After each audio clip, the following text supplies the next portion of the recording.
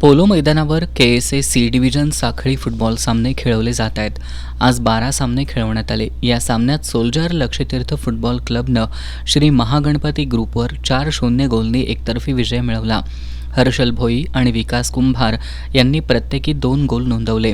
Siddharthnagar football क्लबनं Ayodhya मित्रमंडळावर 1-0 Golni मात केली.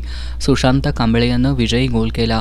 खंडोबा तालीम मंडळ सी संघानं स्पार्टन स्पोर्ट्सवर 1-0 गोलनी मात केली. तेजस मेढे यानं हा गोल नोंदवला. येवलूज football क्लबनं 5-4 Golni टायब्रेकरवर Kolhapur boys football क्लबचा पराभव केला.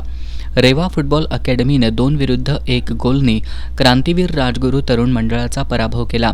चक्रव्यूह तरुण मंडळानं 1-0 गोल फरकानं बजापराव माने तालीम मंडळावर विजय मिळवला.